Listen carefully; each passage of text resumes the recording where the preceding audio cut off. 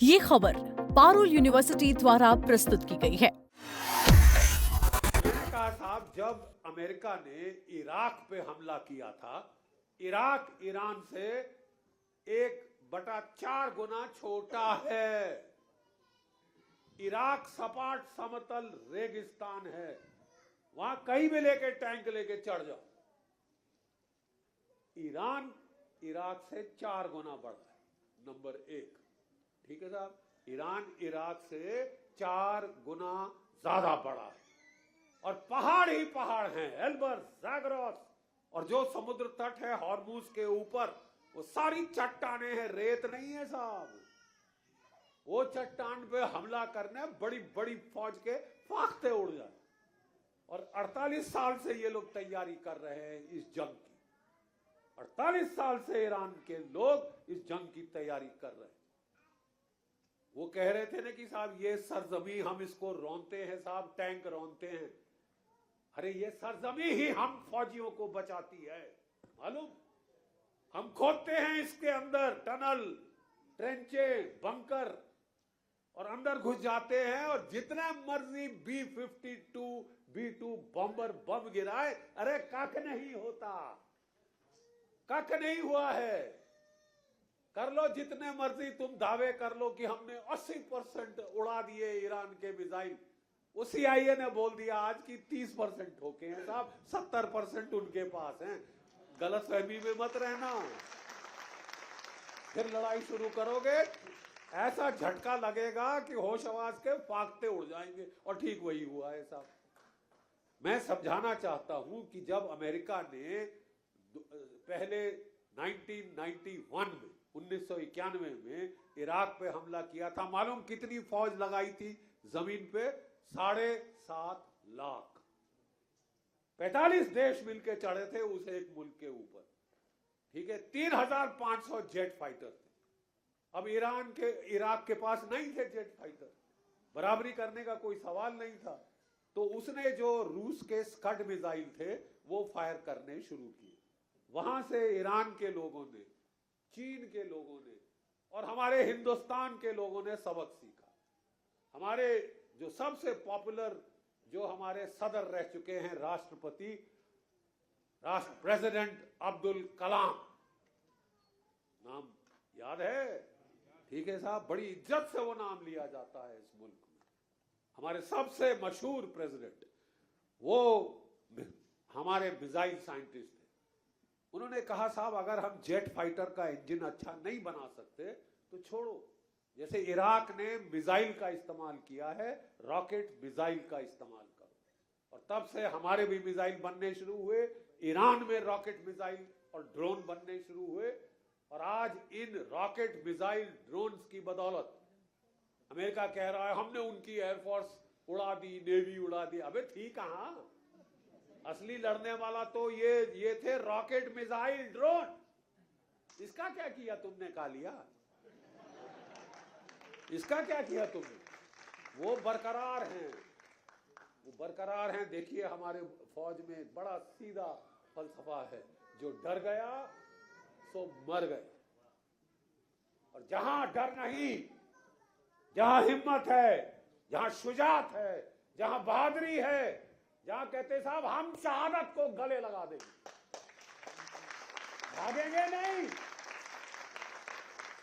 हम शहादत को गले लगाएंगे।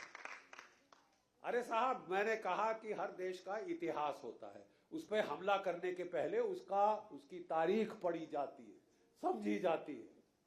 ठीक है, ये वो मुल्क है, ये वो मुल्क है जहां शहादत एक वे ऑफ लाइफ है। ये वो मुल्क है जहां ईरान और इराक का जब 8 साल जंग हुई, 1 मिलियन लोग, 1 करोड़ लोग इनके शहीद हो गए। इनके 12-12 साल के बच्चे माइनफील्ड के अंदर अटैक करते थे, शहादत कुर्बान हो जाते थे, लेकिन रास्ता खोलते थे अपनी फौजों के लिए, रास्ता खोलते थे माइनफील्ड में। माइनफील्ड में बारूद, इतने बड़े बड़े वो बॉम्ब लगे होते हैं, जमीन में गाड़े होते हैं। तो इनके बच्चे 12-12 साल के साहब वो हल्ला करते हुए कि हम जाएंगे आगे, वो जाते थे, वो फट जाते थे, लेकिन माइन भी फट जाता था। और फिर ईरान की फौजें ना सिर्फ ईरान का इराक का हमला रोका, पलटवार किया और ईरान के अंदर घुस के चढ़ गए। ठीक है, 8 साल लड़े थे। केमिकल वॉरफेयर हथियार इनके ऊपर इस्तेमाल हुए जो अमेरिका ने दिए थे, इराक ने खुद नहीं बनाए थे साहब, वो अमेरिका ने दिए थे कि मारो मारो ईरान के ऊपर मारो, हम तो लड़ नहीं सके, अब औरों के थ्रू मरवाए। ठीक है साहब, जो मुल्क 8 साल वैसे लड़ गया, मैंने कहा यार कुछ है हम में कि मिट सकती नहीं कभी हस्ती हमारी, इस मुल्क की हस्ती नहीं मिटेगी जब तक लोग कुर्बानी शहादत देने को तैयार है, बच्चा बच्चा अपने मुल्क की इज्जत हिफाजत के लिए लड़ने को तैयार है, तो साहब वो मुल्क को हराना आसान नहीं होता, आसान नहीं होता। और मैंने कहा अगर 7.5 लाख की फौज लगानी पड़ी थी अमेरिका को इराक के बरखिलाफ, पहली गल्फ वॉर 1 में, गल्फ वॉर 2 में जब बहुत नुकसान हो चुका था तब भी 3 लाख की फौज लगानी पड़ी। तो आज कह रहे हैं कि साहब हम जो है 5,000 मेरीन, कोई 10,000 82nd एयरबोर्न डिवीजन और कोई 4,000 स्पेशल फोर्सेस, टोटल 20,000। अबे तुम 20,000 से क्या उखाड़ लोगे जब 7.5 लाख लगाने पड़े थे इराक के लिए।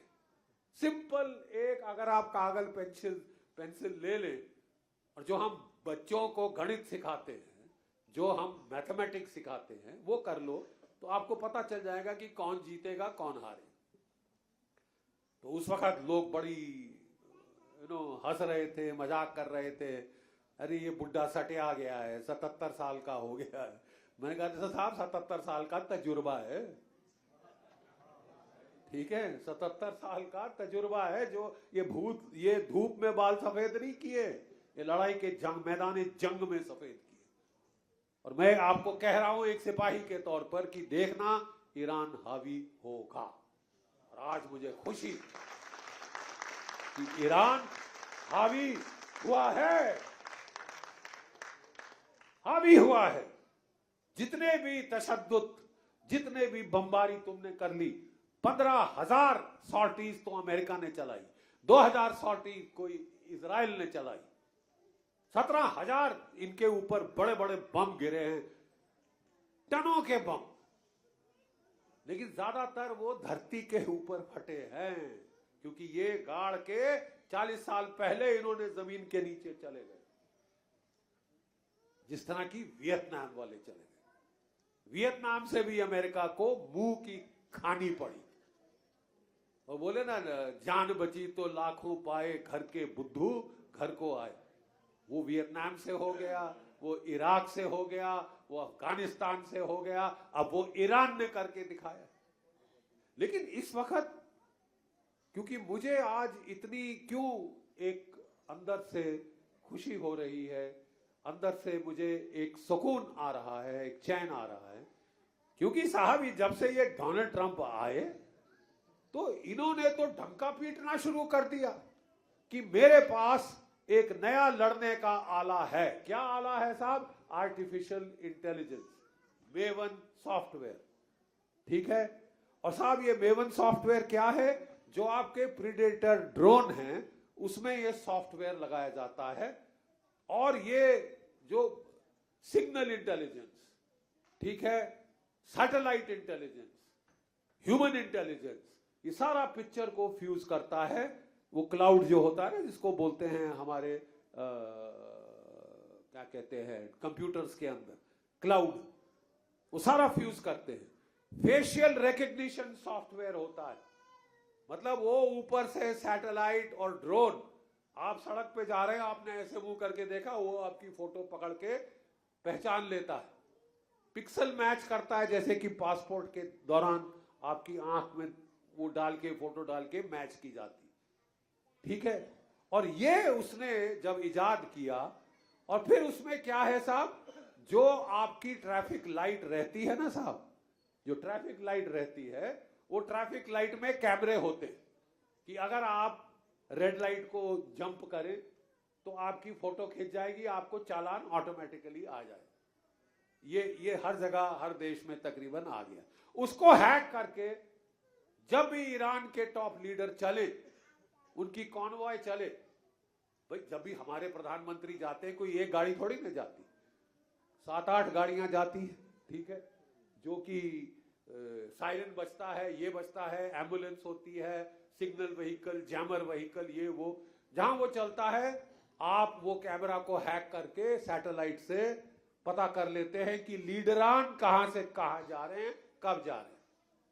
ये करके सन 2024 में अमेरिका ने पहली बार, मैं आपको कुछ अंदरूनी खास चीजें आज बता रहा जो मीडिया में भी इतनी नहीं आई, लेकिन एक फौजी के तौर पे मैं आपको समझा रहा हूं कि हुआ क्या है, ताकि आप समझें कि ये स्केल ऑफ विक्ट्री क्या हुई।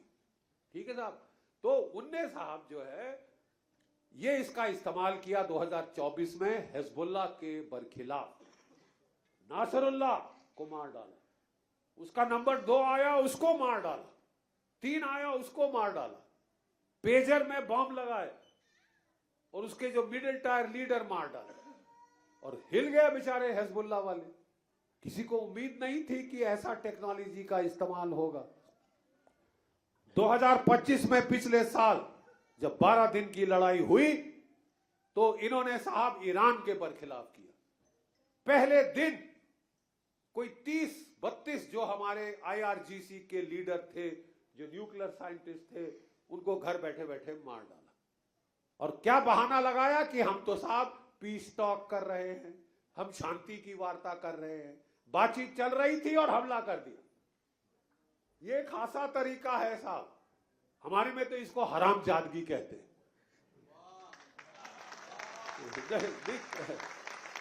क्या मतलब आप कह रहे हो कि हम तो साहब शांति की बात कर रहे हैं, शांति की, आप धोखाधड़ी कर रहे हैं।